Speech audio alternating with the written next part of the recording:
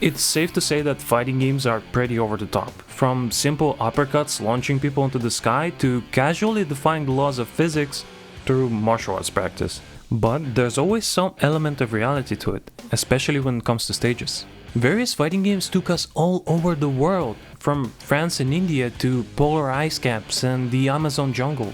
With that in mind, we had a thought. What can we learn about these places from the way they are depicted in fighting games, which are for the most part made in Japan? What kind of locations do they want to show us? What kind of mood or atmosphere do they want to create or associate with a specific place? For the first episode in this series, we decided to go with a country that appeared in numerous fighting games, the United States of America. So without further ado, let's get on the plane and travel to the USA. By looking at the assortment of stages from different fighting games, it becomes evident that there are two major themes in how America is usually depicted. The first among them draws inspiration from the general aesthetic of the Wild West in the American countryside. Though surprisingly enough, it's tough to actually find a stage that would go all out on the subject of cowboys, saloons, and frontier towns. The closest thing we could find is the Neo New York from Guilty Gear Xrd. While obviously not meant to be realistic, the over-the-top stereotypes on the stage are hilarious. I mean, you got a sheriff just hanging outside, eating a pack of burgers, while resting his legs on a powder keg, all in front of his building, which inexplicably has a giant revolver cylinder sticking out of it. And of course the massive bull horns decorating the entrance. And if that wasn't enough, the earlier version of the stage also had a collapsed Statue of Liberty in the background, just to make sure you don't forget where you are. The other stages we have aren't nearly as crazy. Many developers simply wanted to show you the great outdoors, with a massive emphasis on the American mountains and deserts. These places do make up a big portion of the America's diverse landscape and provide some of the best locations for sightseeing. For example, SNK chose West Texas mountains as the best location to represent the USA in Samurai Showdown. Meanwhile, the first two Tekken games went above and beyond in this regard, featuring 4 different stages set around various deserts. 2 of them are called Arizona Desert and Nowhere Desert, and as those names imply, they aren't particularly special.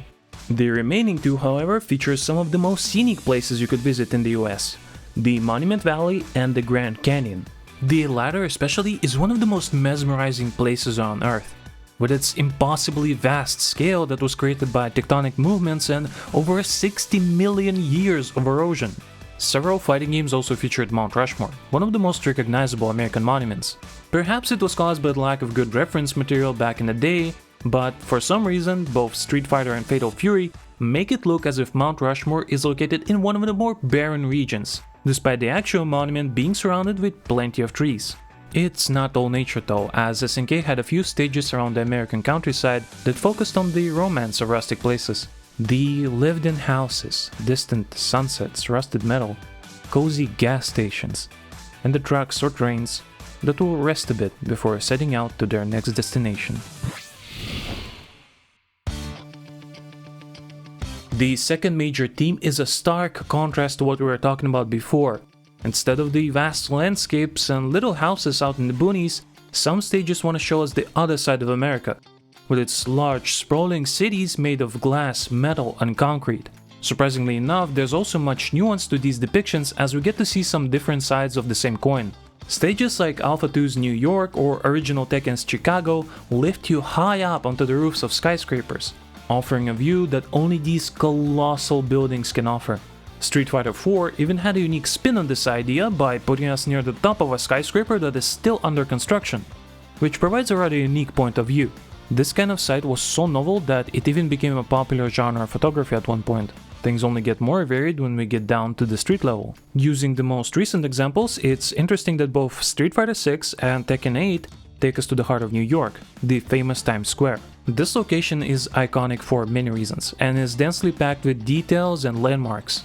But for us, it's more important that it represents the spirit of the place, with the bustling social life and the thriving commerce of a modern megalopolis.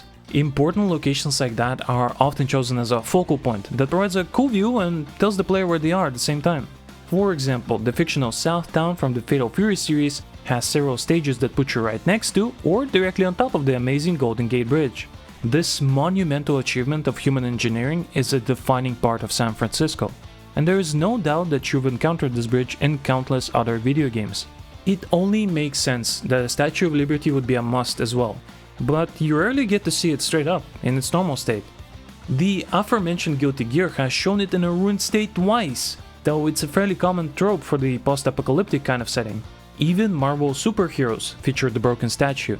Street Fighter EX and Schmeister Robo were a bit more kind to Lady Liberty, merely showing her under construction. Meanwhile, Best of Best is somewhat remarkable for showing this weird sight, with the gasping statue that was traced from the Home Alone 2 poster.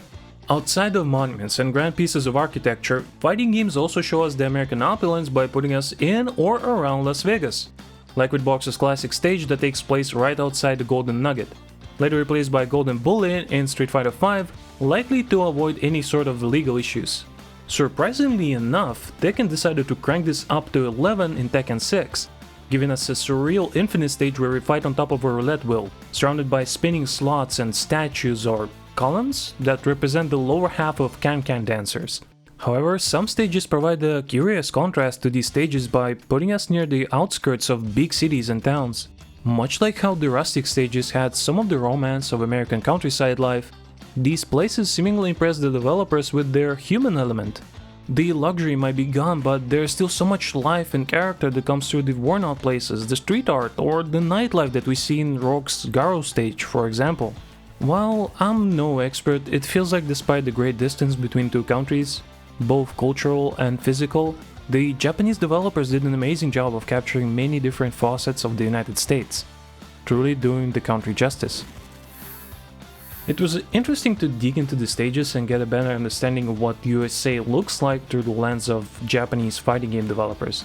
But there are many other countries that are worth taking a look at.